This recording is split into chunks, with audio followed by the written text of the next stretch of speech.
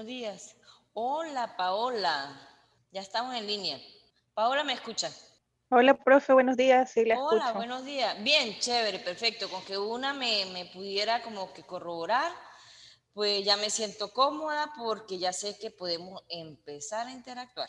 Esto de las telecomunicaciones a veces nos ayudan, pero si nos complican, pues entonces no nos podemos comunicar bien. Bien, yo complacida, fascinada de estar con ustedes. Ya este es el último encuentro de nuestra cátedra en la maestría de psicopedagogía. Nuestra cátedra Alteraciones del Comportamiento y Dificultades del Aprendizaje con su facilitadora Mari Elena Ontiveros Camargo, médico cirujano, especialista en psiquiatría, profesional forense 2.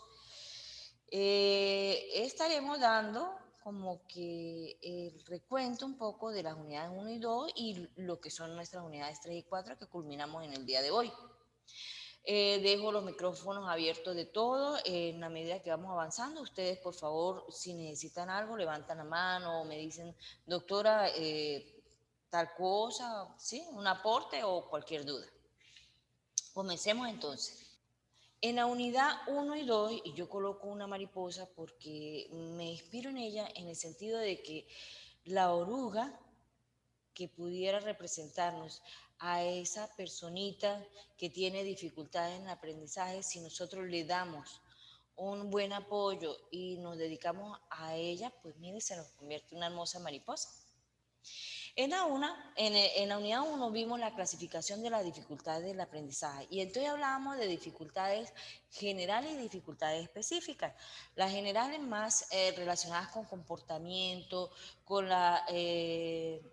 lo que es la parte social y familiar, y las específicas ya son la dislexia, problemas en la lectura, y en la escritura, por supuesto, la discalculia en lo que tiene que ver con las partes matemáticas, la disgrafia, estrictamente escritura, donde entra la disortografía, y que eso está contemplado en el DSM-5, que es uno de nuestros grandes manuales para codificar y que todos tengamos el mismo lenguaje.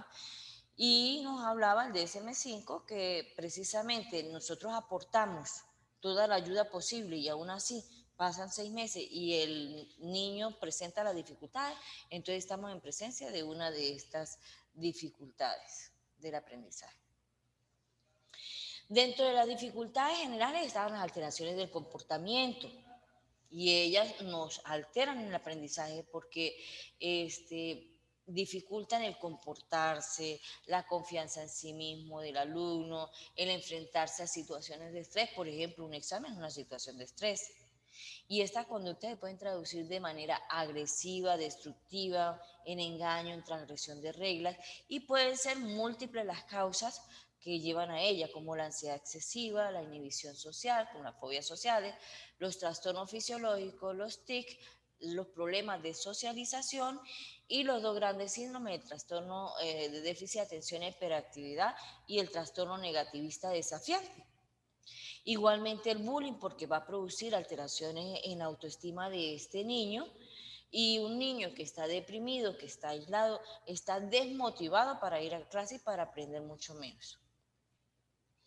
Veíamos las alteraciones de la atención y de la concentración y teníamos que preguntarnos, ¿el niño está atendiendo por problemas que se deben netamente a su cerebro o porque no está lo suficientemente motivado?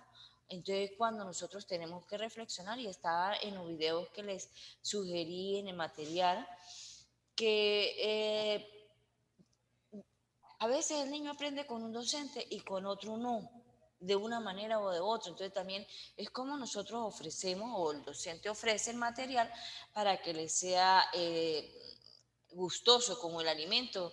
Cuando nosotros presentamos los alimentos que sabemos que el alimento entra por los ojos, igualmente la educación tenemos que hacerla de manera animada para que ese niño le llame la atención y se concentre en dicho material. Y si no, detectar por qué no está ocurriendo eso. Vimos los tipos de atención, si era pasiva o activa, y cómo ayudar desde el punto de vista pedagógico, o sea, desde el adolescente y desde el punto de vista de los padres. Ahora bien, la unidad 3 y 4 que es la que nos corresponde hoy, vamos a ver las necesidades educativas especiales, los factores de riesgo, la atención temprana, los ámbitos y modelos de intervención. Entonces, en la unidad 3 tenemos todas estas necesidades educativas especiales que vimos en las unidades anteriores.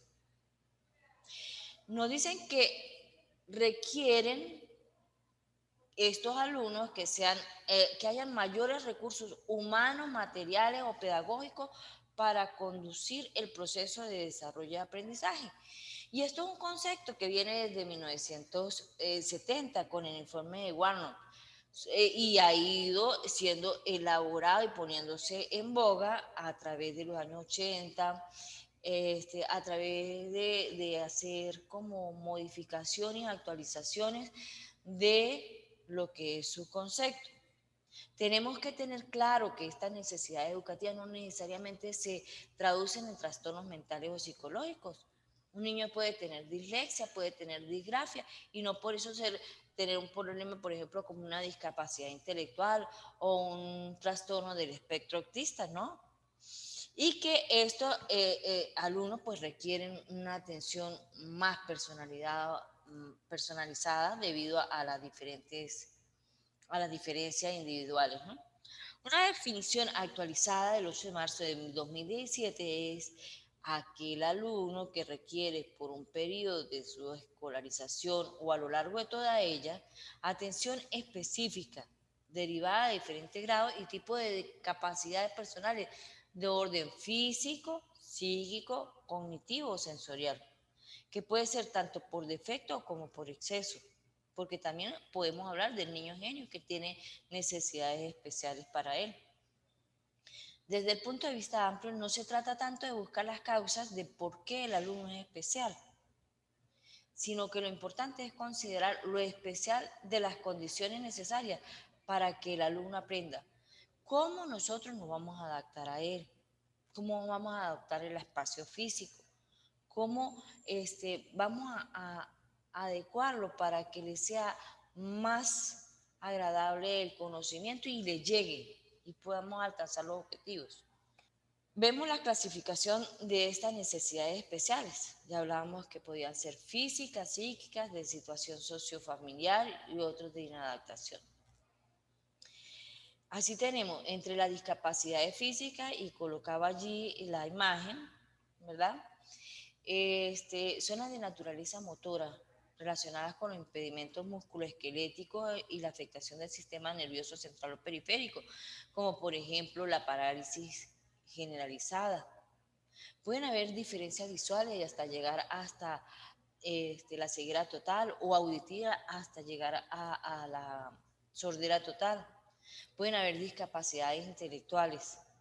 Allí encontramos, por ejemplo, la discapacidad intelectual, que es lo que el CIE-10 denomina retardo mental, o los trastornos del neurodesarrollo como los trastornos del espectro autista, con el síndrome de Asperger, el síndrome desintegrativo infantil y otros no especificados. ¿Qué tenemos que ver? Que bueno, que muchos de ellos pueden entrar al aula ordinaria y que nosotros podemos ayudarle. Ya los que son muy graves, e inclusive que se unen varias discapacidades, pues tendrán que ir a un instituto especial. Hay muchas clasificaciones de las necesidades especiales de educación, ¿no? Aquí hay otra, por ejemplo, a discapacidad a nivel intelectual, entonces la superdotación, que es lo que hablábamos, el niño superdotado, el niño genio, las capacidades sobresalientes, altos talentos, las dificultades para el aprendizaje, que son las dificultades específicas, que estábamos hablando de dislexia, disortografía, disgrafia, discalculia, las dificultades como la discapacidad intelectual.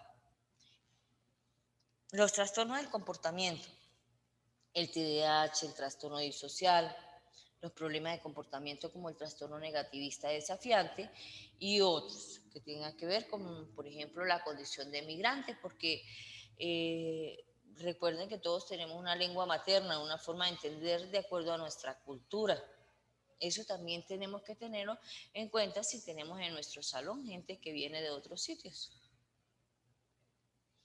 Dos, que podríamos mencionar en defecto y en exceso sería la discapacidad intelectual, que implica una serie de limitaciones en habilidades de la persona que le cuesta más que los demás aprender, comprender y comunicarse. Esto es que va a ser más lento para estas actividades, que no siempre es permanente, que no podemos decir si el niño tiene un nivel, un coeficiente intelectual por debajo de 70, él no podrá llegar más allá de sexto grado. No, hagamos todo el intento para que el niño termine al menos su bachillerato y quién sabe si pueda continuar más, porque ahorita la tendencia es eso. Se pueden recuperar muchas funciones, porque antes hablábamos de que las neuronas que se morían, pues no, hasta allí quedaban. En cambio, ahorita está el concepto de neuroplasticidad. Con trabajo terapéutico y atenciones pertinentes podemos ayudar a este niño a que alcance sus objetivos. Y la superdotación intelectual, definida por Joseph Rensselaer en 1994, es quien reúne este tipo de características como capacidad intelectual superior a la media, y ya vamos a ver qué es lo que es normalidad y anormalidad.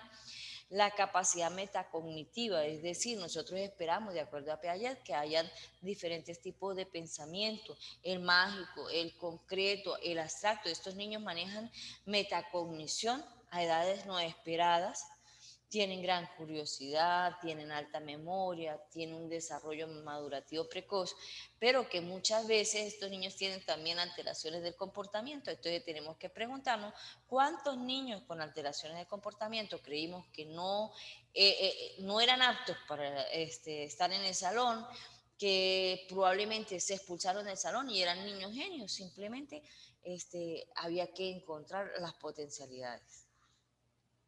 Otro tipo de clasificación, que es repetir más o menos lo mismo que estamos hablando, y que también se nos dividen en permanentes y transitorias. Permanentes, que van a presentarse durante toda la educación, y son aquellas referidas, por ejemplo, como la discapacidad motora, la auditiva, la visual, los trastornos en la comunicación. Y las transitorias, presentes en algún momento de la educación, como por ejemplo las dificultades de disgrafia, dislexia, discalculia, entre otras, que el psicopedagogo nos va a ayudar en esto y va a ayudar a que el niño las pueda superar. Es necesario delimitar qué tipo de necesidad educativa tiene el niño. O sea, será un proceso básico como la memoria, las estrategias de aprendizaje, la metacognición. ¿Será que el niño viene de una escolaridad precaria, donde no se le enseñaron los conocimientos básicos? Porque sabemos que el conocimiento se va acumulando. Nosotros aprendemos sobre una base de conocimiento para poder alcanzar lo siguiente. Entonces, las deficiencias que viene acarreando el niño tendremos que más o menos nivelarlas para poderle enseñar lo que viene en el siguiente grado. Los problemas de aprendizaje, por ejemplo, en el lenguaje hablado o escrito, que son las dificultades específicas, las expectativas, las motivaciones, el estilo de aprendizaje.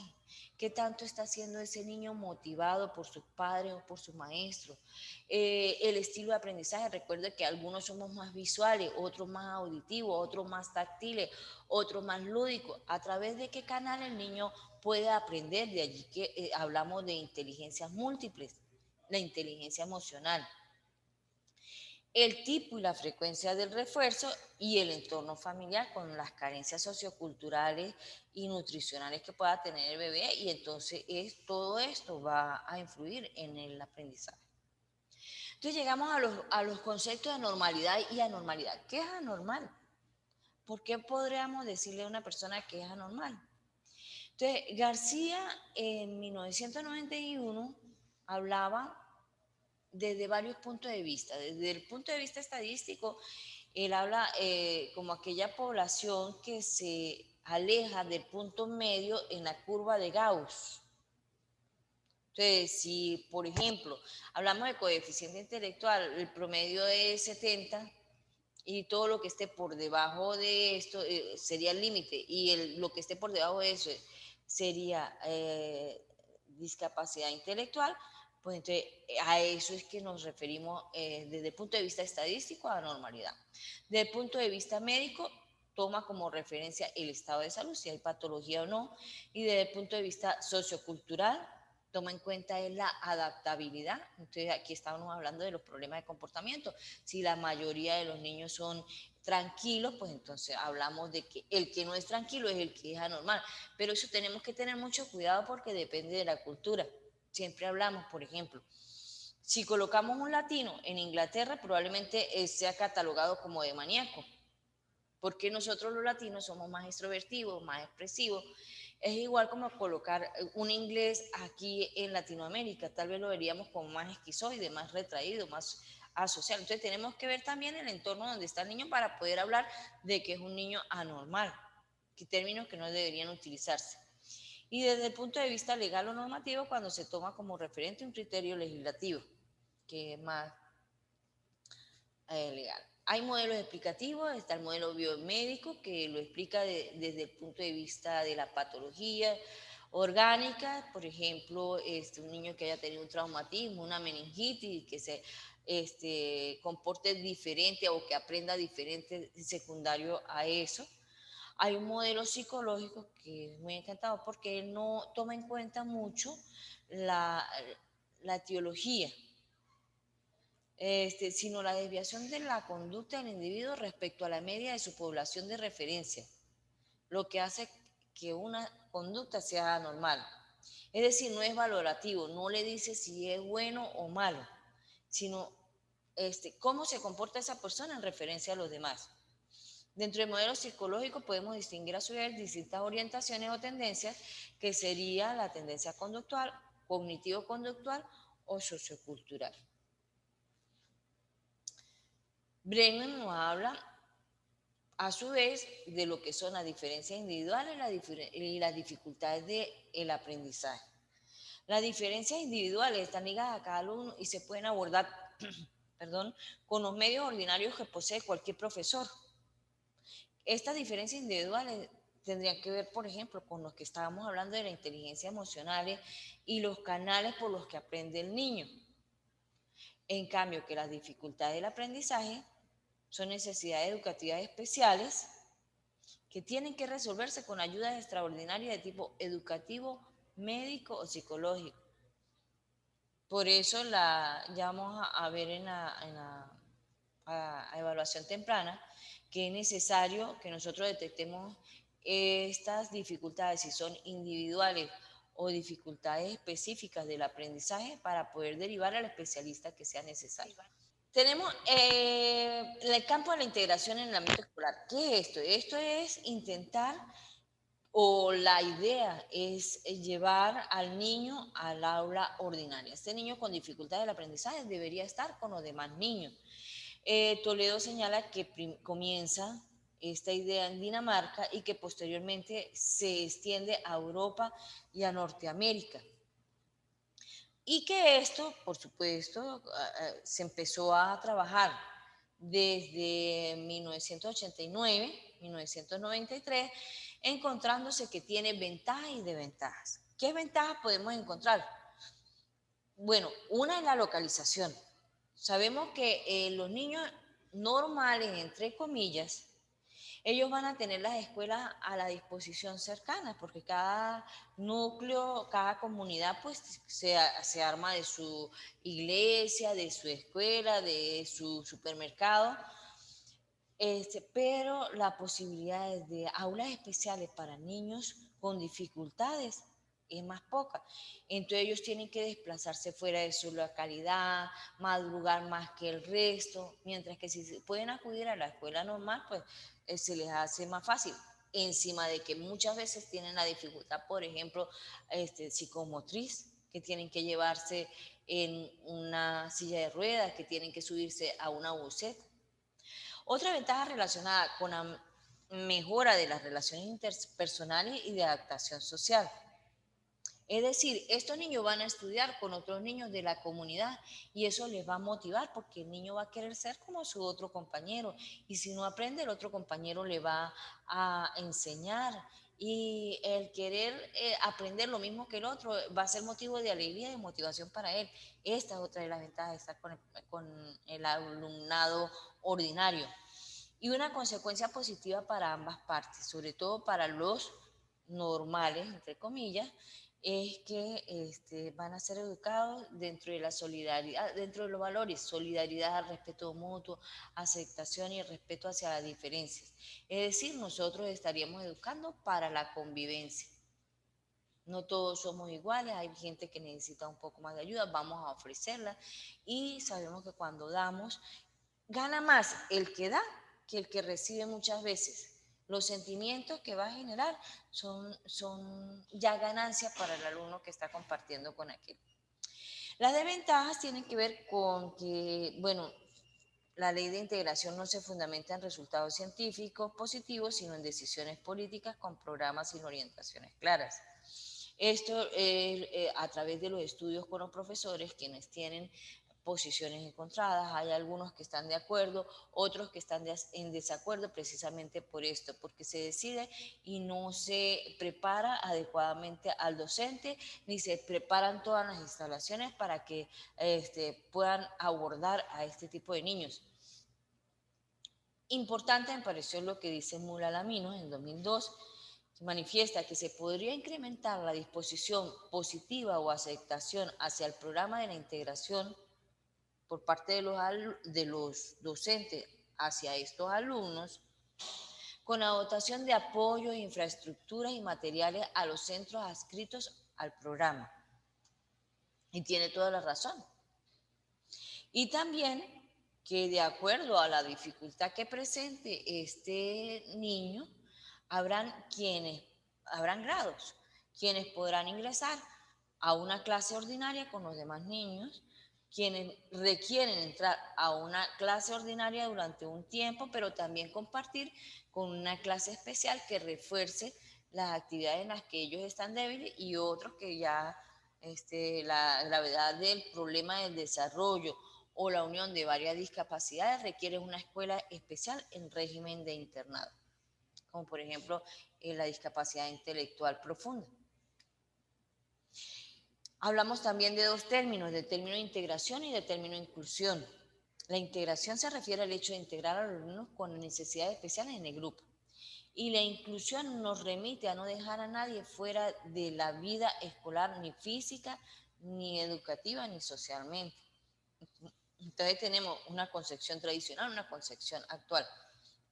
En la tradicional, déficit significaba educación especial y por lo tanto segregación, se va a otro sitio.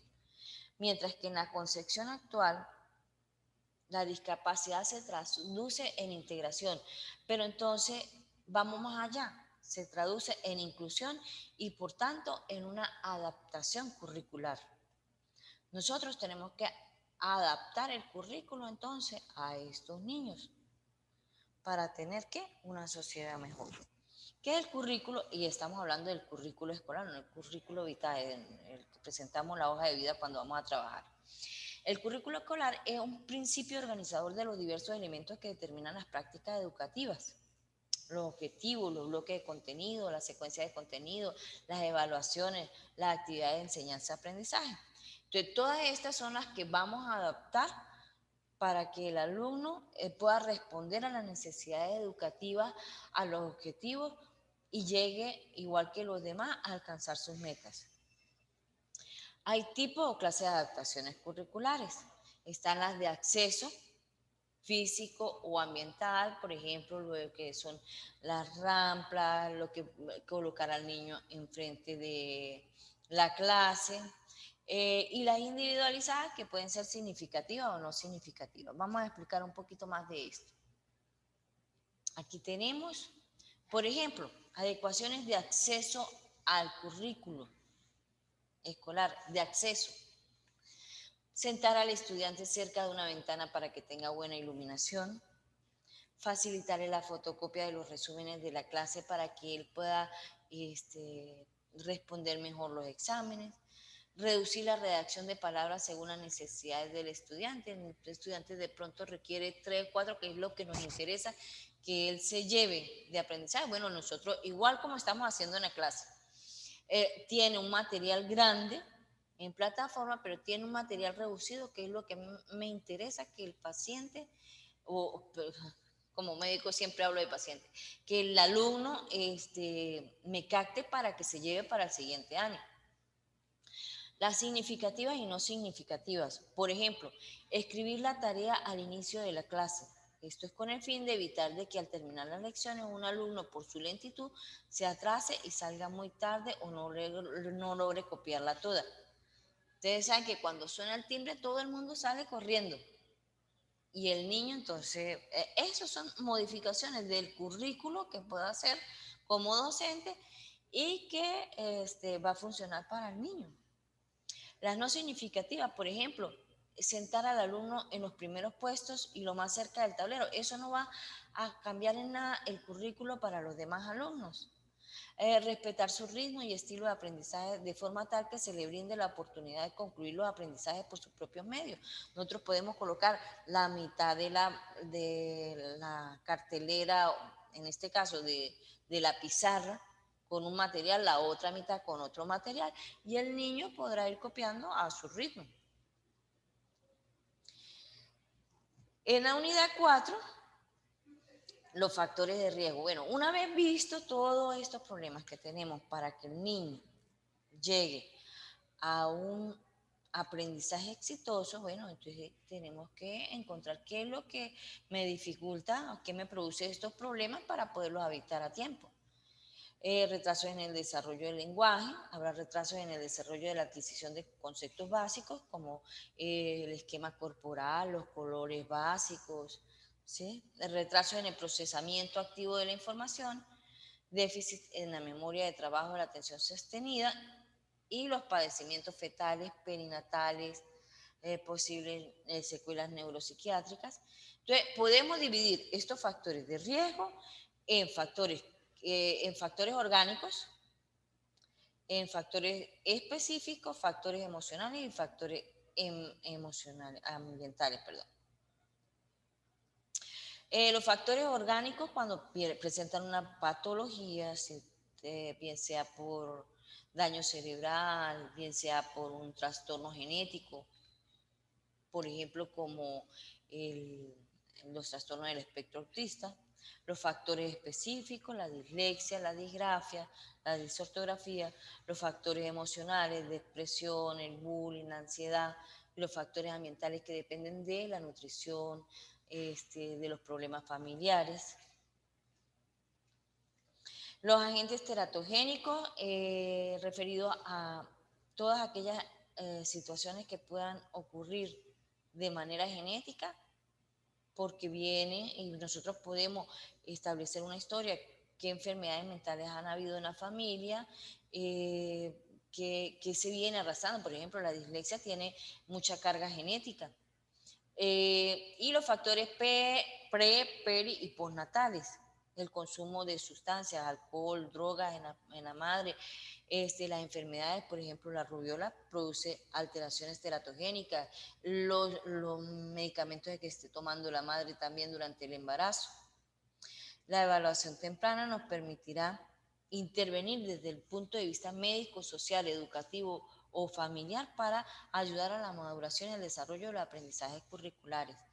Esta intervención temprana se debe realizar en menores de 6 años, cuando nosotros observamos que el niño ya viene con riesgo de que tenga dificultades del aprendizaje. El objetivo es trabajar durante los primeros años de vida del niño en lo que es la plasticidad cerebral, permitiendo su normalización. Ya vamos a terminar, podemos intervenir en cualquiera de los trastornos que hemos hablado, bien sea motor, de lenguaje, de personalidad o afectivo. Y finalmente, no me queda más sino darle las gracias por haber intervenido en esta cátedra, por querer ser mejores en todo momento. Estoy a su disposición por WhatsApp, ya me avisa la plataforma que terminamos los 40 minutos y cualquier pregunta, duda o aporte, ustedes saben que me tienen todita por WhatsApp. Quedo de ustedes, su facilitadora Mari Ontiveros.